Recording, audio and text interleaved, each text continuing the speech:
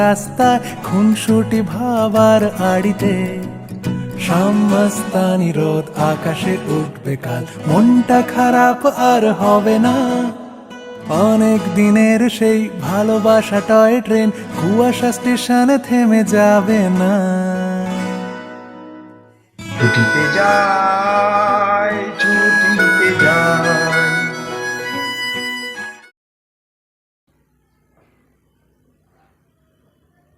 সবাইকে শুভেচ্ছা ও ভালোবাসা জানিয়ে আমি আফতাব হালদার প্রতিদিনের মতো আজও শুরু করছি বেড়ানোর খবর। ছুটিতে যাই চ্যানেলে আজ আপনাদের নিয়ে যাব ঘোড়ামারা দ্বীপে দ্বিতীয় পর্বে। তো চলুন আজ ঘোড়ামারা দ্বীপে দ্বীপ দেখে নিন। আগে বলে রাখি, আপনারা যারা আমাদের অনুষ্ঠান দেখছেন প্লিজ একটা ছোট্ট লাইক দিয়ে দেখা শুরু করুন, আর অনুষ্ঠান ভালো লাগলে প্লিজ সাবস্ক্রাইবটা করে রাখবেন। আর অনুষ্ঠান কেমন হচ্ছে তা আমাদেরকে কমেন্ট করে লিখে জানান, পারলে অন্যদের শেয়ার করে দিন। আপনারা আমাদের পাশে থাকুন প্লিজ। ঘোড়ামারা দ্বীপে প্রতিটি বাড়ির মাথায় সোলার প্লেট লাগানো। এখানে কোনো বৈদ্যুতিক ব্যবস্থা নেই, তাই এই বিকল্প ব্যবস্থা। অধিকাংশ পুকুরে তলায় কালচে নোনা জল, পাড়ে লালচেন জীর্ণ গাছগাছালি, বাচ্চার কান্না, উঠোনে শিশুদের খেলাধুলো, হই হুল্লো নিত্যদিনের রোজ নামচা। বাবলা গাছের ডাল থেকে টাঙানো মাছ ধরার জালের ফাঁকে দাওয়ায় বসা বৃদ্ধার উদাসীন চাউনি আমাদেরও উদাস করে বই কি। কিছুটা এগিয়ে রাস্তার ফাঁকে পুকুর পাড়ে খেজুর গাছের মাথায় ভরা আত কাঁচা খেজুর কুলের কাঁধে ধরে ঝাঁকাতে ব্যস্ত কিশোরের দল। বাইরের মানুষ দেখে লজ্জায় আটখানা। তারা ঝপাঝপ লাফিয়ে নেমে আসে। তারপরে বিরাট যৌথ ব্যবহৃত পুকুরের কালো জলে হাঁসের দল ভেসে বেড়ায় এদিক ওদিক। তক্ষুনি উল্টো দিকে ঘেঁষাঘেঁষি ঘুপচি বাড়ির পুকুর ঘাটে নীলচে ফ্রক পরা কিশোরীর চই চই ডাকে প্যাক প্যাক শব্দে ছো ছো দৌড়। তারপর একটু বেশ উঁচু মতো দিঘির পাড়ে উঠে গেছে রাস্তাটা। ওকে অনুসরণ করেই জানা গেল বিরাট বড় মিষ্টি জলের দিঘি। তার পাড়ে এদিক ওদিক ঘুপচি অস্থায়ী বাসস্থান। এটাকে স্থানীয় ভাষায় বলে ট্যাঙ্ক পাড়। ঝড় বৃষ্টি প্লাবন সবকিছুই থেকে রেহাই পেতে এটাই আশ্রয়স্থল এবং আপৎকালীন পানীয় জলের যোগানদার।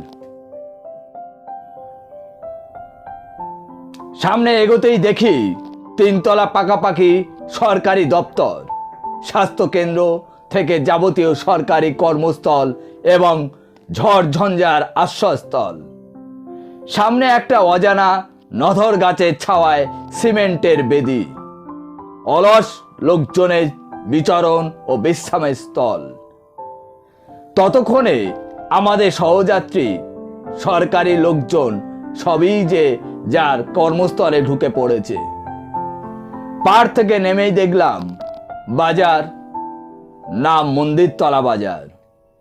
যদিও কোনো মন্দিরের দেখা নেই, বাজারে যে দু একটা দোকান খোলা দেখি খদ্দের বিহীন। ভীষণ রোদের দাবদাহ থেকে রেহাই পেতে সামনের দোকানে সাময়িক আশ্রয়স্থল। বিদেশি মানুষ দেখে দোকানের বসা বয়স্ক মানুষ কৌতূহলে জিজ্ঞেস করেন, কোথায় যাবেন? আমরা আমতা আমতা করে উত্তর দিই, আপনাদের দ্বীপটা দেখতে এসেছি। উনি মৃদু হেসে গলা ছাড়েন, কাসেম। টোটোর মালিক কাসেম জোয়ান মরদ এসে আমাদের এক লহময় মেপে দেখে নেয়। তারপর দ্বীপটা ঘুরিয়ে দেখার বেশ মোটা টাকা চেয়ে বসে, যা আমাদের সাধ্যের বাইরে।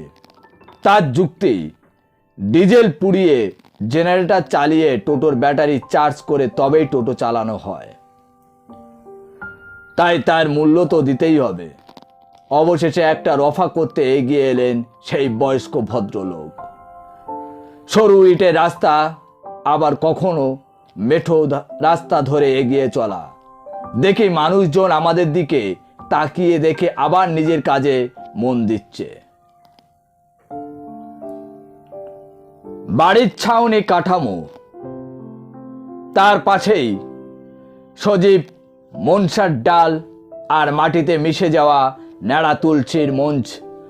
কত সুখ দুঃখের সাক্ষী, প্রেম ভালোবাসার কাহিনী বুকে চেপে দাঁড়িয়ে নিথর শুধু শেষ প্রহরের অপেক্ষায়।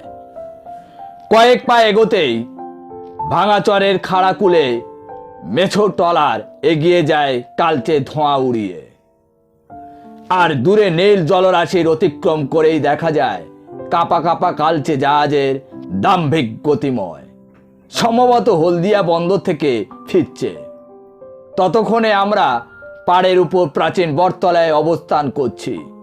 সামনে নোনা নদীর খরস্রোতে তলিয়ে যাওয়ার আশঙ্কায় উপেক্ষা করেও জীর্ণ ডালপালা পাতা দিয়ে তাদের গ্রীষ্মের দাবদাহ থেকে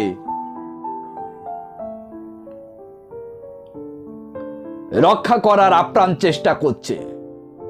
মন বড্ড উতলা হয় যে, তবুও অসহায়ভাবে আমাদের পিছু টানে ফিরতে হয়। দেখি বিরাট নোনাচরে পরিত্যক্ত ধ্বংসপ্রাপ্ত ঘরবাড়ি, কাঠকুটোর, শুকনো ডালপালা আর আরো কত কি, কত শত কাহিনী সব চাপা পড়ে গম্বুজে। গুমড়ে গুমড়ে কাচ্ছে তার কে হিসেব রাখে বলুন। এবার গমন দ্বীপের পশ্চিম প্রান্তে। অতিক্রায় প্রশস্ত খাঁ খাঁ নোনা চরে ছোট ছোট চারা ম্যানগ্রোভের পাতায় বায়ু কম্পনে আমাদের স্বাগতম জানায়। তারপর অজানা অচেনা ঘাসের মধ্যে ঝিরঝিরে নোনা জলে পা চুবিয়ে হাঁটতে গিয়ে দেখি শত শত কংক্রিটের বুলডোজার কৃত্রিম ফাইবারে জলে আটকে আছে।